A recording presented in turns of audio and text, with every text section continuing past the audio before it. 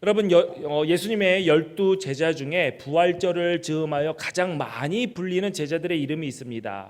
부활절 전에는, 고난주간에는 예수님을 배반한 가룟 유다가 굉장히 유명한 사람이고요. 그리고 예수님을 모른다고 3번 부인한 베드로도 가룟 유다만큼 많이 불리는 이름입니다.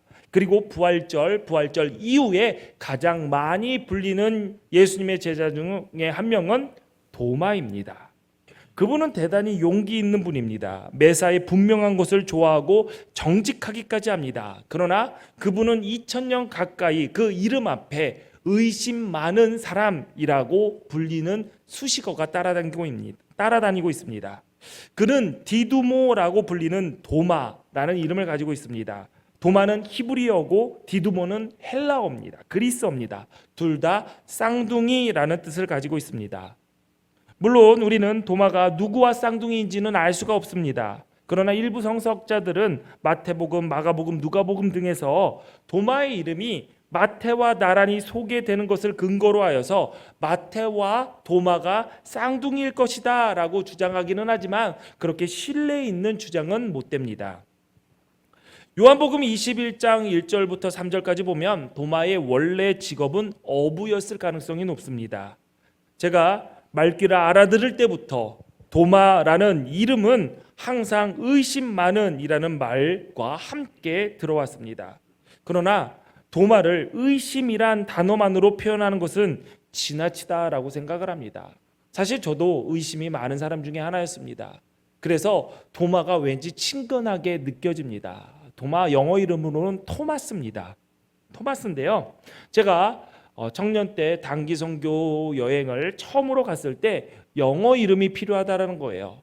그래서 청년부 목사님이 영어 이름을 하나씩 만들어라 라고 얘기를 하는데 같이 간 친구들은, 남자들은 유명했던, 당시 인기 있었던 아이돌의 영어 이름을 자기 이름으로 따기 시작했습니다. H.O.T의 토니, 신화의 에릭, 인기가 많았어요. 이것저것 다 뺏기고 나니까 할 게 없더라고요. 그래서 제가 성경의 이름을 보니까 이 도마가 왠지 정이 가서 제 이름은 토마스라고 했습니다. 그래서 제 영어 이름은 토마스고 여러분은 토마스와 친구들이 되시는 겁니다. 네. 이 토마스, 도마, 한 가정의 가장이자 기둥이었을 것입니다. 그도 가족의 생계를 위해서 최선을 다해서 열심히 일하는 어부였겠지요. 그러던 어느 날 이 도마는 예수님을 만났고 물고기를 잡던 삶에서 사람을 낚는 어부가 되기 위해서 다른 제자들처럼 모든 것을 버려두고 예수님을 쫓았습니다. 도마는 조용히 예수님의 뒤나 따라다니는 제자가 아니었습니다. 그는 확실한 제자였고 예수님의 편에 분명히 서 있는 제자였습니다. 도마가 성경에 처음으로 등장하는 것은 요한복음 11장의 나사로 이야기에서입니다. 그때는 예수님의 사역이 거의 끝나갈 공생의 사역의 거의 마무리 단계였습니다. 당시 예수님의 인기는 하늘을 찌를 듯했습니다. 반면에 예수님을 미워하는 사람들이 품었던 적개심 역시 하늘을 찌를 듯했죠. 그래서 예수님을 잡아 죽이려는 그 사람들은 군중을 선동했습니다. 그래서 예수님을 돌로 치려고 했었죠. 그래서 예수님은 그들의 손에서 벗어나서 요단강 너머 세례 요한이 처음으로 세례를 베풀었던 그 안전한 곳에서 비교적 안전한 곳에서 머무셨습니다. 그런데 그때 다급한 연락을 받게 됩니다. 예수님께서 사랑하시는 나사로가 병들어서 죽게 생겼다라는 거예요.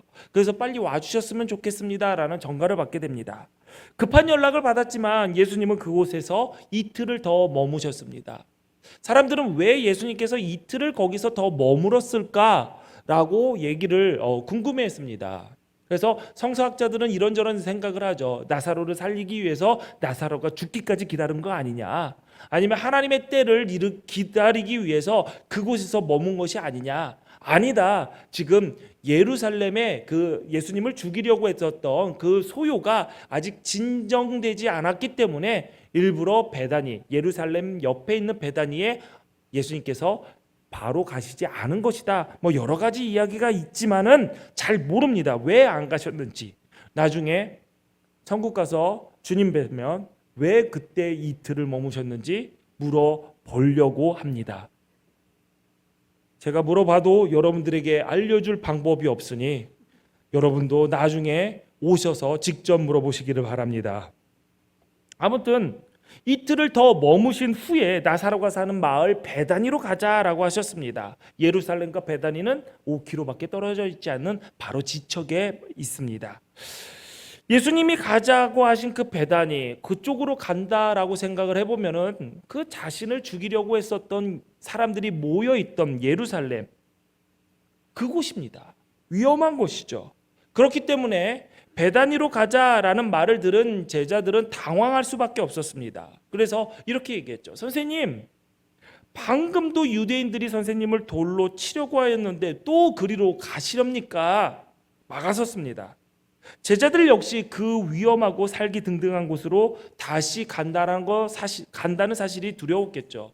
만약에 예수님을 모시고 같이 가는데 예수님만 그 해를 당할까요? 아닐 거라고 생각할 것입니다. 예수님이 그 위험에 당하면 제자들이 어찌됐든 막으려고 하겠고, 그런 상황 속에서 다치거나 심지어는 목숨까지 위험하고 죽을 수도 있다라는 생각에 제자들도 선뜻 베다니로 갈 수가 없었던 것이죠. 그런 상황에서 도마가 이렇게 말을 합니다. 우리도 주와 함께 죽으러 가자. 이 말 한마디를 보면 도마가 예수님에 대해서 불신이 가득한 사람이었고 부활과 영생의 소망이 불확실했던 사람이고 목숨을 아끼고 자기의 목숨만 아꼈던 비겁한 사람이라는 생각을 하기가 어려운 것이죠. 도마는 예수님과 함께 죽더라도 예수님이 가시면 제자인 우리도 가서 죽자. 우리도 예수님과 함께 가서 죽자라고 용감하게 말했던 사람입니다. 또 요한복음 14장에 보면 도마는 분명한 것, 확실한 것을 좋아했던 사람이었습니다. 예수님이 십자가를 지실 날이 다가왔고 예수님은 제자들에게 십자가를 지는 이유와 그 후에 생길 일들에 대해서 설명하고 계셨습니다. 요한복음 14장을 보니까 내가 너희를 위하여 거처를 예비하러 가노니 내가 다시 와서 너희를 내게로 영접하여 나 있는 곳에 너희도 있게 하리라. 그토록 죽기를 각오하고 예수님을 따라다녔던 그 제자들이 예수님께서 다른 곳으로 가신다라고 말씀하시자 근심했던 거죠. 도대체 예수님 어디로 가신다라는 거야? 예수님 가시고 우리를 혼자 두신다는 거야? 이해하지 않았던 거죠. 그런데 그 예수님의 말 속에 도마의 귀에 쏙 들어왔던 한 문장이 있었습니다. 그건 뭐냐면 내가 어디로 가는지 그 길은 너희가 안다 라고 얘기했던 거죠. 사실 그 얘기를 듣고도 제자들은 몰랐습니다. 몰랐죠. 여러분, 한국 사람들의 특징이 있습니다. 그건 뭐냐면 수업이 끝나고 선생님이 질문 있니? 라고 얘기할 때 질문하는 사람을 정죄하는 습관이 있습니다. 어디서 감히 질문을 해서 궁금해할 수도 없고 궁금해하지도 않고 질문하지도 않는 게 한국인의 습관이기도 합니다. 제가 여러분들에게 많은 교육을 했는데 혹시 질문이 있습니까? 라고 했을 때 질문한 사람은 없었습니다. 왜? 여러분은 대한민국 사람이기 때문이죠. 그리고 대한민국 사람이 또 특징이 있습니다. 어중간한 걸 좋아해요. 그리고 묻어가는 걸 좋아합니다. 여러분에게 질문을 드리겠습니다. 1부터 10까지예요. 1은 아예 없는 거예요. 10은 아주 좋은 거, 아주 많은 거죠. 여러분 그런 설문조사 많이 받아봤잖아요. 매우 좋음, 아주 안 좋음. 1부터 10까지가 있습니다. 여러분 하나의 숫자를 선택해 보십시오. 나는 밥 먹을 때 김치가 필요하다. 1부터 10까지. 1부터 10까지. 네. 됐죠? 선택하셨죠? 자, 행복하기 위해서 나는 돈이 필요하다고 생각한다. 그래, 돈이 없으면 하나도 행복하지 않아 라고 생각하는 사람 10. 아이 무슨 돈 없어도 행복할 수 있어. 1. 숫자 생각하셨죠? 생각하세요. 더 하지 마시고 또 제가 뭐 안 물어보니까 요거 한번 또 물어보겠습니다. 천안기둥교회 담임 목사인 정초로 목사는 좋다, 좋은 사람입니다. 정말 좋은 것 같으면 10, 이런 한 사람은 1. 예, 다 고르셨죠? 그 숫자. 자, 여러분 가운데 내가 고른 숫자 중에 세 가지 질문 중에 고른 숫자 중에 1이나 10이 있다. 한번 손 들어보세요. 1이나 10이 있다. 극단적이신 분이시네요. 예, 6명, 7명 드셨는데 나머지 분들은 대부분 3에서 7 사이를 고르셨을 겁니다. 맞죠? 김치? 글쎄 좋아하긴 하지만 뭐 없어도 밥 먹을 수 있는데 뭐 6, 7 골랐겠죠? 예. 돈? 그래 6, 7. 정철호 목사 좋은 사람이 6, 7. 그쵸? 마음에 안 드는 부분도 있으니까 6, 7. 그리고 정말 좋은 사람은 8. 그리고 좋아 죽겠어. 그래도 9. 그래도 10은 남겨둡니다. 네. 한국 사람들 그래요. 어디서 자기의 의사를 확 얘기하지 않고요. 드러내지 않으려고 합니다.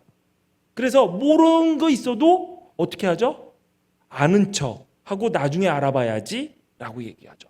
그런데 뭔가 유대인들도 한국 사람 비슷한 면이 있나 봐요. 예수님의 제자들 중에 11명이 다들 모르는데 아는 척 했습니다. 어디 내가 그 길을 안다고? 그런데 그때 도마가 이렇게 뻘떡 일어나서 얘기를 합니다. 주여, 주께서 어디로 가시는지 우리가 알지 못하거늘 그 길을 어찌 알겠사옵나이까? 이런 말이죠. 어디 가는지 모르는데 우리가 어떻게 알아요? 퉁명스럽게 얘기했을 수도 있습니다. 그런데 이 질문에 이 한마디 질문을 통해서 우리는 성경의 중심 진리라고 할 수 있는 위대한 예수님의 답변을 듣게 됩니다. 내가 곧 길이요 진리요 생명이니 나로 말미암지 않고는 아버지께로 올 자가 없느니라. 예수님이 십자가를 지신 이유는 죄값을 치르시고 구원의 길, 부활과 영생의 길을 내시기 위한 것이었습니다. 도마는 그 구원의 길을 우리가 확실히 알 수 있도록 예수님께 질문했던 사람입니다. 이 두 가지 사건을 놓고 보면은 도마는 이런 수식어가 붙을 수가 있습니다.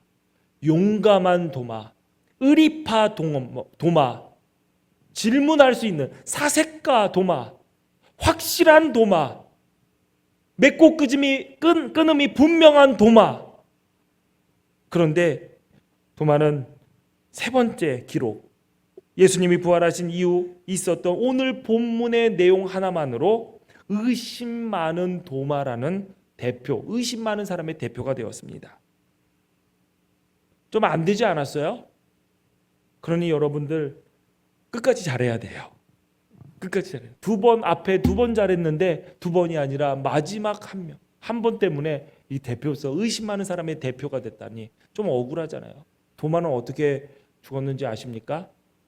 예수님의 복음을, 부활을 전하기 위해 인도로 가서 인도에서 순교한 걸로 전해지고 있습니다. 의리 있던 사람이니까, 행동하는 사람이었으니까 아마 주님의 복음을 전하기 위해서 충성을 다하다가 목숨까지도 버렸을 것입니다. 예수님이 붙잡혔을 때 모두 도망갔던 제자들 예수님의 부활의 소식을 들었습니다. 막달라 마리아가 예수님의 무덤이 비었다라는 사실을 제자들에게 전해줬습니다. 제자들은 예수님의 무덤이 비었다라는 것도 확인했습니다. 그러나 그들은 예수님의 빈 무덤을 확인하고도 주님의 부활을 믿지 못했습니다. 그래서 겁에 질린 채 문을 걸어 잠그고 떨고 있었죠. 그러던 그들에게 부활하신 예수님께서 찾아가셨고 너희에게 평강이 있을지어다 라며 평강을 선언해 주셨습니다. 본문과 같은 사건을 기록하고 있던 누가복음 24장에는 그들이 놀라고 무서워하여 그 보는 것을 영으로 생각했다라고 했습니다. 영으로 생각했다라는 것은 유령 보듯이 했다라는 것이죠. 그러자 예수님이 이렇게 말씀하셨습니다. 어찌하여 두려워하며 어찌하여 마음에 의심이 일어나느냐. 내 손과 발을 보고 나인 줄 알라. 또 나를 만져보라. 영은 살과 뼈가 없으되 너희 보는 바와 같이 나는 있느니라 라고 하시며 자신의 상처를 보여주셨습니다. 요한복음에는 손과 옆구리를 보여주셨다라고 했고 누가복음에는 손과 발을 보여주셨다라고 했습니다. 그제야 제자들은 예수님이 다시 사셨구나, 부활하신 줄 알고 기뻐했습니다. 그런데 도마는 그 자리에 없었습니다. 도마가 왜 그 자리에 없었는지 이유는 알 수 없지만 도마는 부활하신 예수님을 만날 그 기회를 놓치고 말았습니다. 더욱이 도마는 부활하신 예수님께서 친히 주신 첫 번째 성교 명령도 듣지 못했습니다. 도마가 부활하신 예수님을 만나는 복된 자리를 놓친 것처럼 모여야 하는 자리, 복된 자리, 있어야 할 자리에 빠지는 사람들은 하나님께서 약속하신 그 복의 자리에서 빠질 수 있다는 생각을 우리는 잊지 말고 해야 됩니다. 그러므로 예수 믿는 사람들은 있어야 할 자리, 지켜야 할 자리를 지켜야 합니다. 은혜 받는 자리, 말씀 듣는 자리, 하나님을 예배하는 자리, 사명을 감당하는 자리, 주의 일을 하는 자리, 그 자리를 지켜야 됩니다. 예수님이 처음 제자들에게 나타나셨던 날로부터 8일 뒤에 제자들이 다시 모였습니다. 그 자리에는 도마도 있었습니다. 그런데 도마는 동료 제자들의 하는 말을 믿으려 하지 않았습니다. 적어도 10명이 되는 제자들이 우리가 부활하신 주님을 봤다라고 얘기했습니다. 야, 정말 내가 보니까 손에 십자가에 달렸던 그 못자국이 있었고 창에 찔렸던 그 옆구리의 상처 내가 봤어. 다리를 보니까, 발을 보니까 뚫린 그 못자국이 분명히 있었어. 아마 예수님의 부활하신 예수님을 본 제자들은 막 침이 버벅버벅 튀어가면서 얘기했겠죠. 그러나 도마는 믿지 않았습니다. 그러면서 이렇게 얘기했죠. 부활하신 예수님의 손에 난 못자국에 손을 넣어보지 않고서는, 그 창자국에 내 손을 넣어보지는 않고선 난 믿을 수 없어. 도마는 증거를 확인해야만 믿겠다라고 했습니다. 도마처럼 내가 봐야 믿겠다, 내가 만져봐야 믿겠다라는 태도를 가지고 신앙생활을 하시는 분들이 계시죠. 천국도 가봐야 알고 지옥도 가봐야 알지, 안 가보고 거기가 있는지 없는지 어떻게 압니까? 라고 얘기하시는 분들이 있습니다. 여러분, 에베레스트 산봉우리 지구에 있는 거 아십니까? 모르세요? 역시 안 가보셔서 모르시는군요. 여러분, 북유럽에 아이슬란드라는 나라가 있는 거 아십니까? 안 가보셨잖아요. 어떻게 있는 줄 알아요? 혹시 여러분 대전은 있는 거 아시죠? 네, 대전은 다 가보셨을 테니까. 여러분 천안에 독립기념관 있는 거 아시잖아요. 근데 대부분 나 거기 가봐서 알아 라는 것과 안 가보도 아는 사람들이 있습니다. 근데 꼭 천국은 가봐야지 알아, 지옥은 가봐야지 알지, 내가 가보지도 않았는데, 가본 사람도 없다는데 내가 어떻게 알아, 내가 그게 있다는 거 어떻게 믿어? 라는 사람들이 있습니다. 근데 여러분 잘 들으세요. 천국은, 지옥은 한 번 가보고 결정하는 곳이 아닙니다. 거기는 아주 가는 곳입니다. 여행을 가거나 수련회를 가기 전에 인솔자가 현장을 먼저 가보는 경우가 있습니다. 뭐 위험하지 않은지, 어디에 편의시설이 있는지, 교통편은 어떠한지 이것저것 현장을 둘러보죠. 그것을 답사라고 합니다. 그런데 천국이나 지옥은 답사를 보고 갈지 말지 결정하는 곳이 아닙니다. 그냥 가야 되는 곳입니다. 가는 곳입니다. 자기가 보고 느끼고 경험하여 판단하는 것이 아니면 믿지 않겠다라는 사람은 사실 어리석은 사람입니다. 우리 눈에 보이는 것은 사물의 일부분이지 전부가 아닙니다. 우리가 눈에 보이는 이 모든 것들은 여러분 그 사물을 우리가 보는 것이 아니라 그 사물이 빛이 닿아서 그 빛의 반사를 보고 우리는 그것을 보는 것입니다. 그런데 여러분 잘 아시잖아요. 빛이라는 것이, 인간의 눈에 볼 수 있는 빛의 파장이 가시광선밖에 없다라는 거 여러분 다 아시잖아요. 빛이라는 것은 굉장히 무슨 감마선, X선 다 많지만 적외선, 자외선 우리도 모릅니다. 보지 못해요. 그냥 가시광선에 비친 그 색을 보고 우리는 정말 일부분만 보는 것입니다. 그런데 그 보는 것만 믿겠다고요? 그러면 우리는 정말 일부분만 믿겠다는 얘기입니다. 내가 들어야지 그게 있는 줄 알지, 들리지도 않는데 그게 있는 건지 어떻게 알아? 여러분, 한 20년, 25년 전 팀벨이라는 거 있는 거 기억나시나요? 팀벨은 뭐냐면 청소년들이 그러니까 어린아이들이 고주파 영역의 소리를 들을 수 있고, 나이가 들면서 청력이 상실되어서 고주파 소리를 못 듣고 이제 주파수가 낮은 소리만 듣게 됩니다. 그래서 삐 하는 소리는 선생님은 못 듣고 학생들만 듣는다고 해서 광고가 이렇게 됐어요. 우리만 듣는 우리만의 벨소리 팀벨, 이렇게. 그래서 선생님만 못 듣고 자기들만 듣는, 이게 무슨 광고냐 해가지고 그 광고가 또 몇 번 하다가 더 이상 광고를 안 내보낸 적도 있습니다. 저도 가끔 내 귀가 얼만큼 늙었나를 확인하기 위해서 이렇게 봅니다. 유튜브에 보면은 그게 있어요. 청력의 나이를, 내 귀의 나이를 알아보는 거. 그러면은 막 나이가 뭐 8세, 10세 이렇게 올라가면서 소리가 있는데 하나도 안 들려요. 그런데 한 30, 40 가면은 피 하는 가느다란 모기 소리가 들리기는 합니다. 근데 그 소리가 매년 점점 안 들리는 것 같아요. 늙어가는 거죠.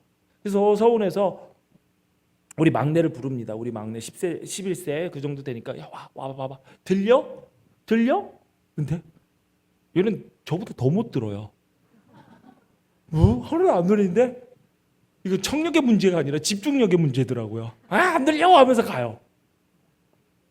어찌됐든 여러분, 사람이 듣는 것도 일부분입니다. 소리의 일부분입니다. 그런데 들려야지만 믿겠다고요? 아닙니다. 어리석은 사람들입니다.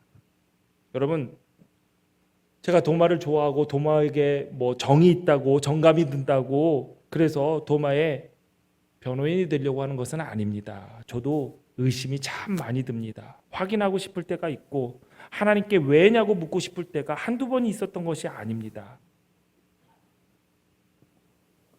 어떤 일이 있을 때 하나님, 도대체 이 일은 어떤 의미로 주시는 겁니까? 왜 이런 일이 생기는 겁니까? 하나님, 이게 과연 하나님의 선한 뜻이 맞습니까? 의심이 될 때가 너무나도 많습니다. 그렇다고 해서 그냥 믿어야지 하고 그냥 따라가지도 못하고 있는 게 또 사실 저의 성격이기도 합니다. 모르는 것을 아는 척하거나 안 믿어지는 것을 믿는 척하는 거, 그거 저도 못하고 도마도 못했던 것 같습니다. 그런 도마에게 예수님이 이렇게 말씀하셨습니다. 내 손가락을 이리 내밀어 내 손을 보고 내 손을 내밀어 내 옆구리에 넣어보라.